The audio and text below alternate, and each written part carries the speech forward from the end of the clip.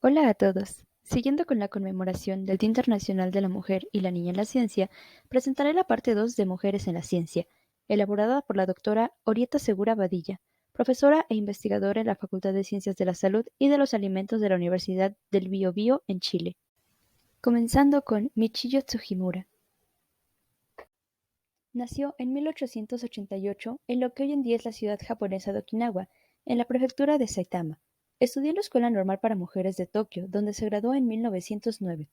Más tarde entró en la División de Ciencias Bioquímicas en la Escuela Superior para Mujeres de Tokio.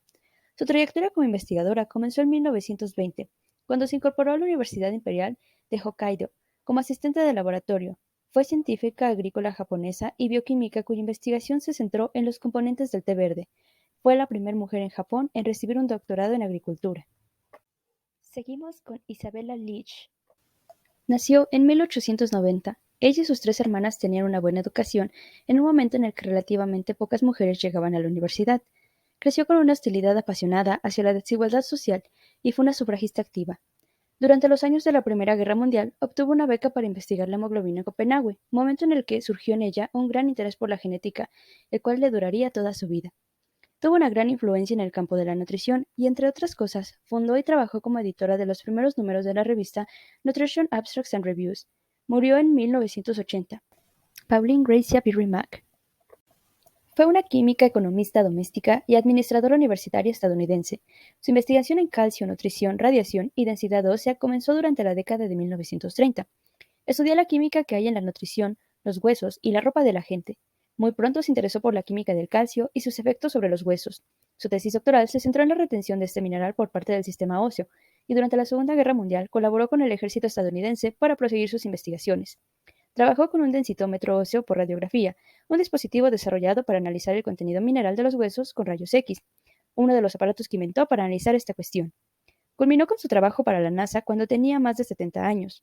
En estas investigaciones, empleó sus propios desarrollos, los dispositivos que ella había inventado en la década de los 50, que permitía medir el calcio en los huesos. Trabajó con varios de los participantes de las misiones Gemini y Apolo, a los que sacaban radiografías antes y después de cada vuelo. Al ser una mujer, no pudo estar presente en los barcos del ejército que recogían las cápsulas de aterrizaje de los astronautas.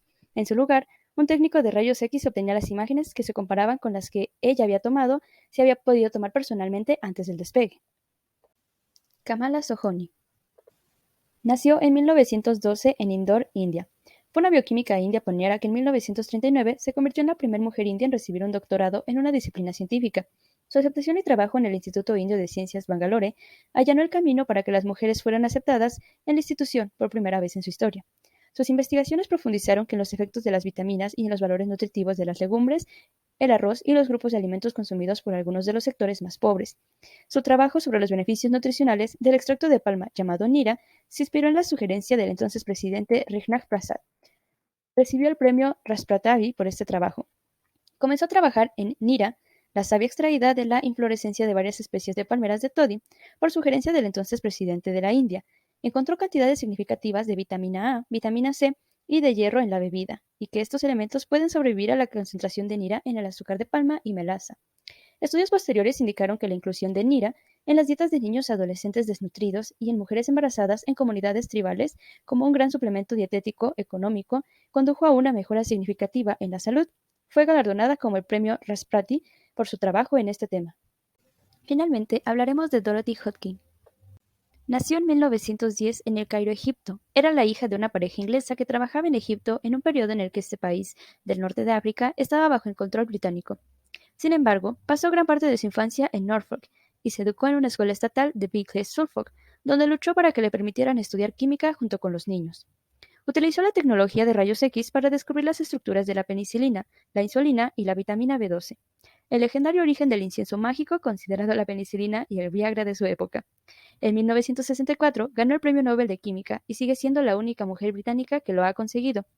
Fue profesora de la expresidenta ministra Margaret Thatcher, quien estudió química en el Somerville College de Oxford en la década de 1940. De 1976 a 1988, Hodgkin fue presidenta de la Conferencia de Pugwash, una organización internacional creada en la década de 1950 para evaluar los peligros de las armas nucleares. Falleció en 1994.